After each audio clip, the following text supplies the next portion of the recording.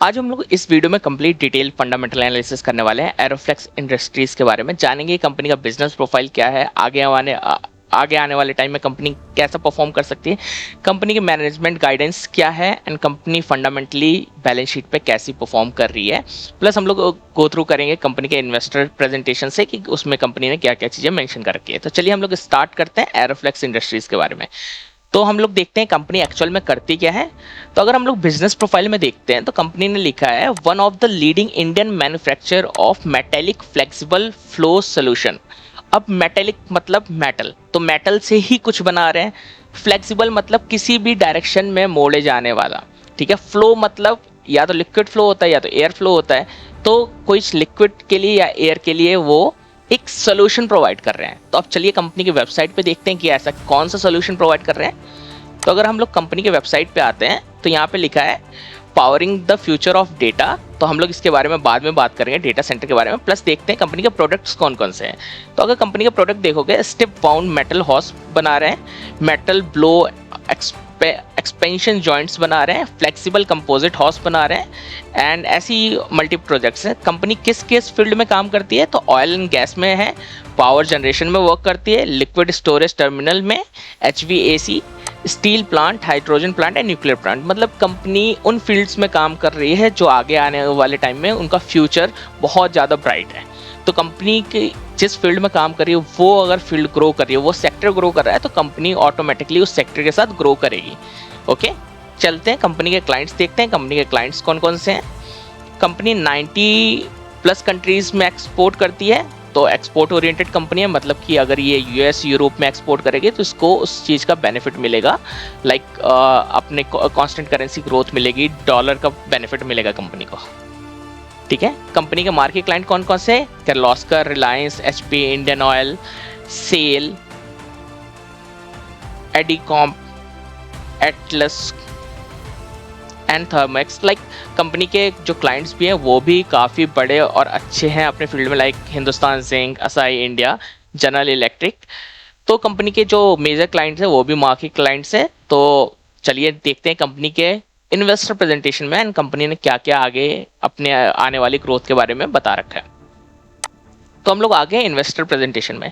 तो कंपनी ने अभी बताया कि global showcase at data centre world exhibition in USA अप्रैल 2026, मतलब लेटेस्ट ईयर की बात है जो इन्होंने एग्जीबिशन हुआ था डेटा सेंटर को लेके USA में, उसमें पार्टिसिपेट किया था। तो उन्होंने अपना फ्लेक्सिबल फ्लो सोल्यूशन दिखाया है जो डेटा सेंटर में यूज होगा लिक्विड कूलिंग सिस्टम के थ्रू, ठीक है। तो ये जो है ये काइंड ऑफ पाइप है जो फ्लेक्सिबल है, जो मुड़ा हुआ है, ये एंगल्स पे सेट है, जो कि अगर इसके अंदर से हम लोग लिक्विड फ्लो कराएंगे तो जो जैसे डेटा सेंटर होता है वहाँ पे रैक्स होते हैं, वहाँ पे GPUs होते हैं, तो वो जब हम उनको यूज़ करते हैं तो वहाँ से हीट जनरेट होती है।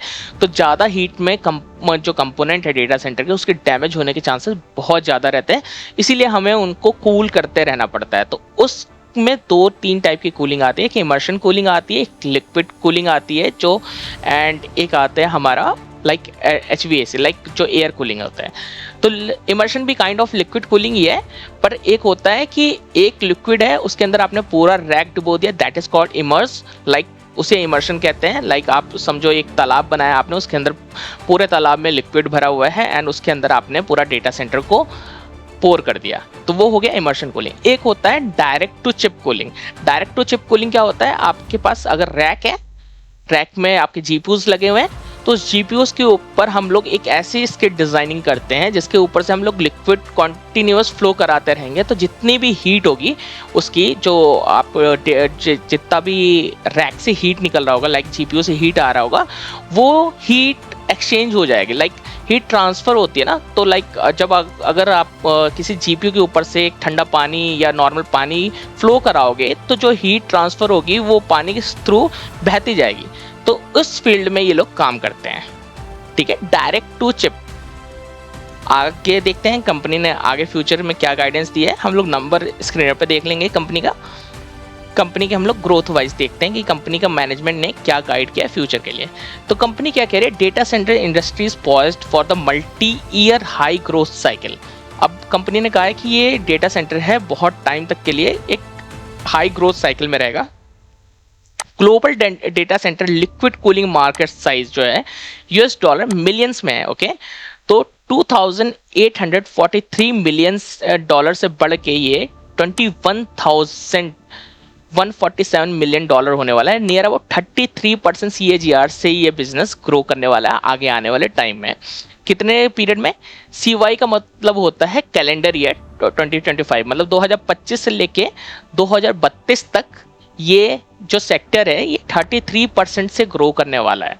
अब 33% से कोई सेक्टर ग्रो कर रहा है, मतलब वो 2.5 से 3 साल में डबल हो रही है इंडस्ट्रीज। ठीक है, कंपनी के and global direct to chip cooling market size जो कि 2271 से 18,540 मिलियंस की होने वाली है, जो कि 35% से ग्रो करने वाला है। अब मैंने आपको डायरेक्ट टू चिप बताया था कि डायरेक्ट टू चिप क्या होता है, तो इसी के अंदर एरोफ्लेक्स इंडस्ट्रीज काम करती है। लाइक चिप है, चिप के ऊपर आपने एक स्किड सोल्यूशन बना दिया, उसके ऊपर से उसके अंदर से लिक्विड फ्लो करवा रहे हो, तो वो डायरेक्ट हीट को लाइक ट्रांसफर कर दे रही है आपको फ्लो के थ्रू, वाटर फ्लो के थ्रू। ओके, तो ये डायरेक्ट टू चिप में वर्क करते हैं, जिसमें एरोफ्लेक्स इंडस्ट्रीज आती है। आगे देखते हैं, कंपनी ने कुछ मेंशन कर रखा है, तो कंपनी आगे आने वाले टाइम में कहाँ कहाँ काम करने वाली है? डेटा सेंटर में काम करने वाला है, मरीन्स, ऑयल रिफाइनरी में ऑलरेडी है, एरोस्पेस में भी वर्क, सोलर, सेमीकंडक्टर्स में। तो मतलब कंपनी का मोड जो है वो बहुत ज़्यादा लाइक डिफाइंड है कि कंपनी किस फील्ड में काम करेगी। प्लस ये जो बिजनेस है ये क्रिटिकल बिजनेस है। ओके, लाइक इसमें किसी को भी एंट्री नहीं मिलेगी, तो प्रिसीजन बहुत हाई है। तो प्रिसीजन की जो कॉस्ट होती है, जो मार्जिन होते हैं, वो भी आने वाले टाइम में बहुत अच्छे मिलेंगे आपको, क्योंकि प्रिसीजन सेक्टर के जो मार्जिन रहते हैं ऑब्वियस सी बात है हाई रहते हैं, क्योंकि ये लोग बहुत स्मॉल कंपोनेंट्स को बहुत प्रिसाइजली करके बनाते हैं चीज़ों को। तो चलते हैं हम आगे, अब कंपनी की बात करते हैं, company as a balance sheet पे कैसी है। ओके, तो हम आते हैं एरोफ्लेक्स इंडस्ट्रीज के बैलेंस शीट पे। यहाँ पे तो देखते हैं कंपनी अभी है 5,500 करोड़ की, मतलब कंपनी एक स्मॉल कैप कंपनी है। ठीक है, इंडस्ट्रीज पी स्टॉक पी 100 का चल रहा है।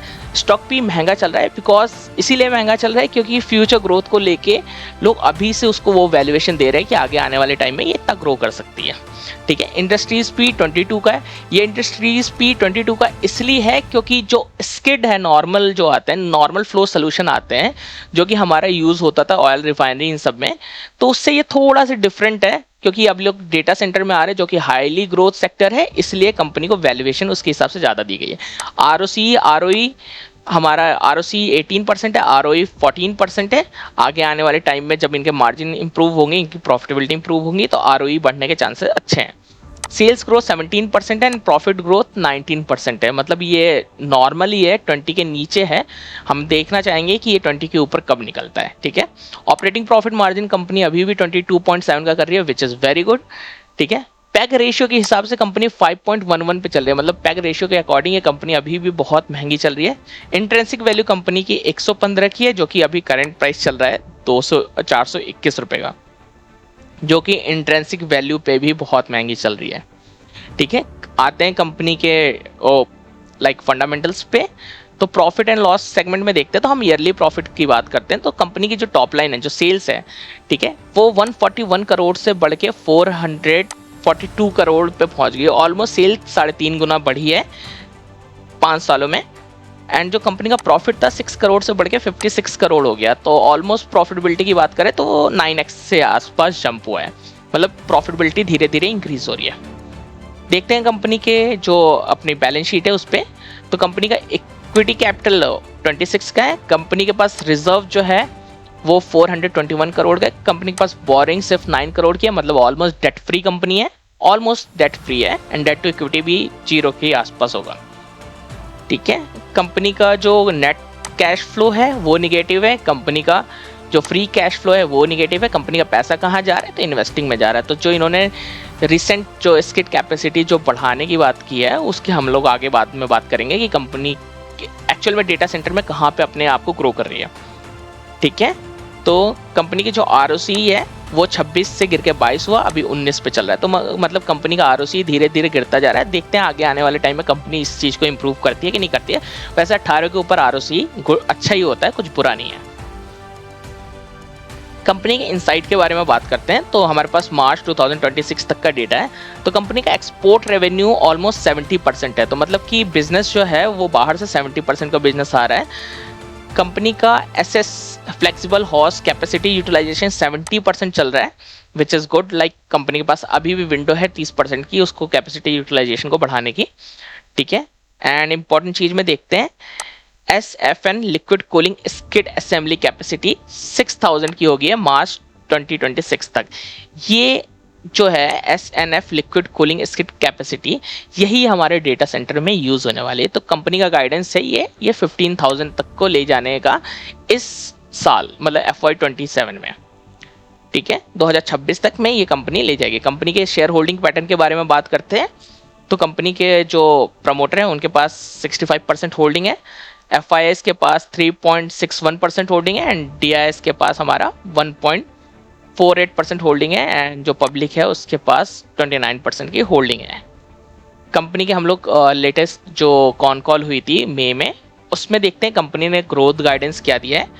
तो अगर हम लोग यहाँ पे AI समरी पे क्लिक करते हैं तो अगर हम देखें तो कंपनी ने यहाँ पे बोला है, आपको इस लाइन पे फोकस करना, capacity ramp up the material operation update skid capacity scale 2000 to 6000 per unit, ठीक है, यूनिट पर एनम, मतलब एक साल में 6000 यूनिट ये बना पाएंगे। जो स्किड कैपेसिटी जो इनकी है उन्होंने इंक्रीज कर दी है। टारगेट कितना है इनका, 15,000 बनाने का, ठीक है, जो कि अगले 2 क्वार्टर में ये लोग कंप्लीट कर लेंगे। तो मतलब कैपेसिटी एक्सपेंशन चल रहा है, 15,000 तक ये अगले 2 क्वार्टर में कंप्लीट कर देंगे, ठीक है। एंड देखते हैं कंपनी आगे, अगर कंपनी ने कोई गाइडेंस दे रखी है तो उसके बारे में बात करते हैं।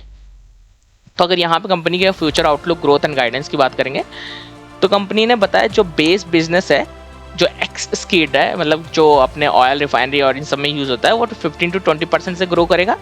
Skid revenue mix management expected to contribute 20 to 22% in FY27, मतलब कि जो स्किड से बिजनेस आएगा वो लगभग 20% से कंट्रीब्यूट करेगा जो इनका करंट रेवेन्यू चल रहा है, ठीक है, FY26 में। जो EBITDA मार्जिन कंपनी ने FY26 में 22% का दिया था, वो FY27 में 23% का होगा एंड लॉन्ग रन में ये नियर 25% तक चला जा सकता है। नीचे और कुछ है तो नीचे अभी कंपनी ने ऐसा कुछ मेंशन नहीं किया है। तो ये थी हमारी कंप्लीट डिटेल एनालिसिस, और अगर हम इस बात को कंक्लूड करें तो ये आगे आने वाले टाइम में डेटा सेंटर में ये कैसा परफॉर्म कर सकती है। तो कंपनी ने जो अपनी स्किड कैपेसिटी बढ़ा रहे हैं एंड जो डायरेक्ट टू चिप जो कूलिंग सिस्टम है उसकी जो ग्रोथ विजिबिलिटी है वो बहुत हाई है, तो इस कंपनी को उस फील्ड से बहुत ज़्यादा बेनिफिट मिल सकता है। तो हम इस कंपनी को फोकस में रह सकते हैं। हमें ट्रैक करना होगा कंपनी के कॉन्टिन्यूस रिजल्ट कैसे आ रहे हैं, प्लस डेटा सेंटर से कंपनी का रेवेन्यू कितना आ रहा है, इस चीज़ को हमको फोकस में रखना होगा। एंड बाकी आप अपने फाइनेंशियल एडवाइजर से पूछिएगा इस कंपनी के बारे में कि कंपनी इन्वेस्टमेंट लायक है या नहीं है। चलिए इस वीडियो को यहीं पे क्लोज करते हैं, मिलते हैं अगले वीडियो में। Thank you.